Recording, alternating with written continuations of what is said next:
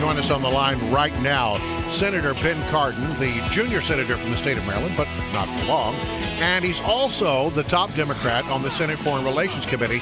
A good day to have Ben Cardin because, boy, yesterday the Senate Foreign Relations Committee voted 19-0 on a deal that will allow the Congress to weigh in on the Iran nuclear deal. Senator, thank you for joining us here this morning.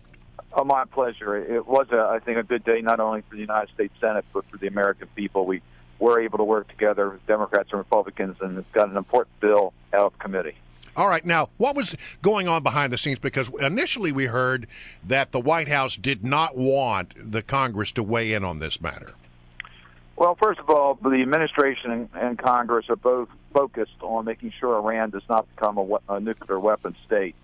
The sanctions that brought Iran to the table were imposed by Congress, and only Congress can permanently change or eliminate those sanctions. So any agreement with Iran is going to require congressional action.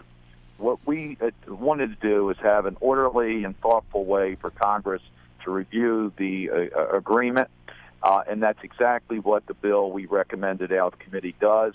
The administration had certain problems because there were other things contained in that legislation and the manner in which the review would have taken place.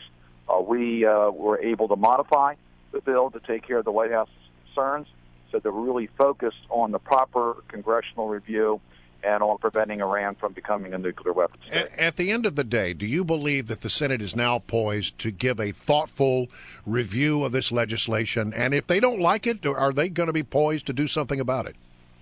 I do. I think it is exactly that. We focused our review. It's a very limited amount of time, 30 days for congressional review. We will get all the information that we need.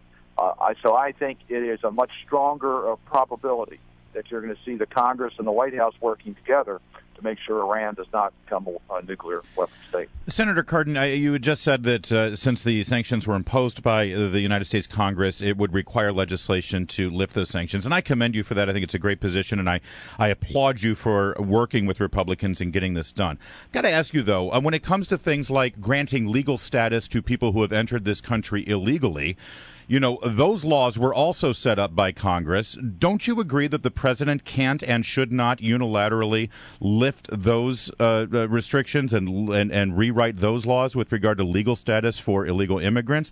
And don't you think the Senate needs to chime in on that and the president shouldn't do it unilaterally? And if not, why not? I think Congress needs to act here. I agree with you. Congress has a responsibility to fix our broken immigration system.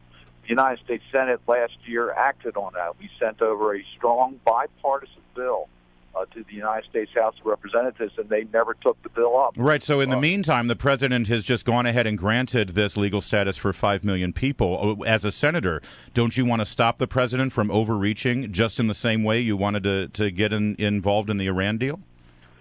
The president has used his executive authority. It is very, very limited. It's not permanent. It does not fix the problem. Only Congress can do it. Well, it's pretty permanent for those 5 million people who will be here legally now. No, it's not. It's not permanent for those people at all. It's temporary. That's why the Congress needs to act on this.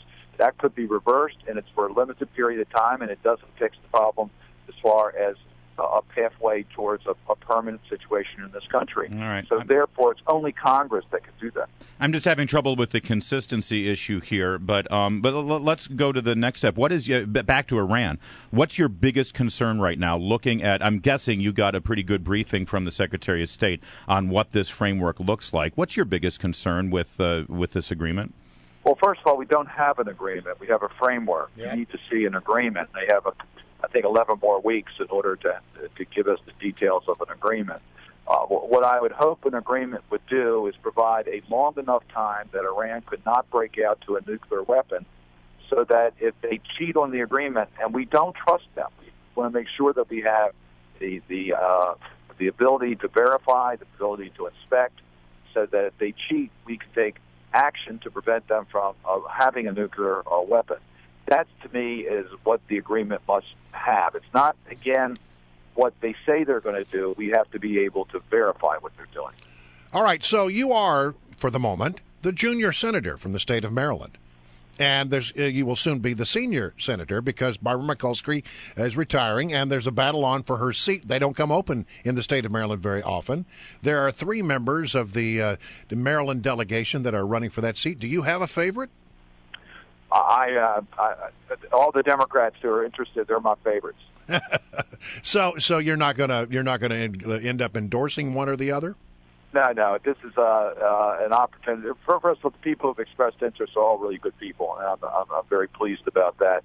We have a great deal of talent in Maryland in our state, and I'm just proud that so many people are interested, and we'll let that sort itself out.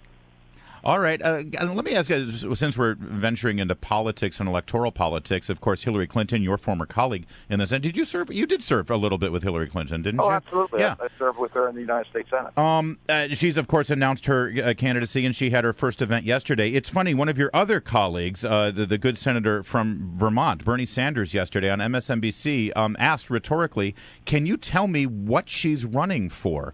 And I'm wondering, you know her pretty well, and you're following her campaign, I'm guessing. Can you answer that? What is Hillary Clinton running for? She's running for the Democratic nomination to be the president of the United States. Well, yes, but I mean, what is her agenda? What is her positions? I think, first of all, I don't know. Hillary Clinton is so qualified to be president of the United States. She has served with great distinction in the United States Senate. She was an incredible Secretary of State, traveling the world on behalf of the United States. I know her very well. She has a passion for middle-income families and recognizes that the families are struggling today. She wants to see a reduction in the inequality of income, that when we have productivity increases, it should go to wage increases.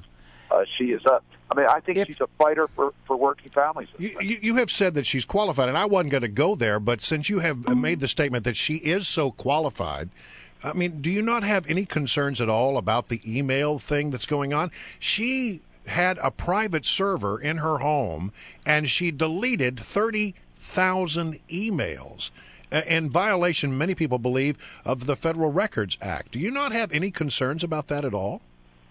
I think Hillary Clinton has explained that. She said, look, she was being cautious not to use official resources for personal use. She has made available every single email that was related to government activities for the archives of the U.S. government. So I think she has explained that issue. And that's good enough for you as a U.S. Senator? It does not trouble me. Yeah, okay. Just really quickly, again, just since we love having you here, I just wanted to get back to Hillary Clinton. You just said that you talked about her qualifications, and you talked about her resume, but you also said that middle class people are hurting right now, and that she's going to alleviate that pain. If the middle class is hurting so much, what does that say about the 6 years of President Obama's tenure? Well, President Obama has had, and first of all, he started as president. As you know, we were hemorrhaging millions of jobs in this country. He turned our economy around, has created millions of jobs, has made this country much more energy independent. But the middle class is still hurting. Well, he's turned it around. We were in free fall when he became president. He's worked with a very challenging Congress. A lot of his programs he's been able to get some done, but not all. Now, I give President Obama very high grades in fighting for middle-income families. And some of the issues that you were just talking about, you mentioned immigration, you could have mentioned the paid leave and things like that. He's had to do administratively because Congress hasn't been able to respond. He wanted to increase the minimum wage, has not been able to get that done because of Congress. No, President Obama has, I think, a great record on behalf of working families. Some might point out that a divided Congress was the will of the people because they sent those elected officials to there. But I'll let that stand right there. Listen, Senator, thank you so much for joining us. It's always a pleasure. Yeah, we do love having you. My pleasure. Good talking to you.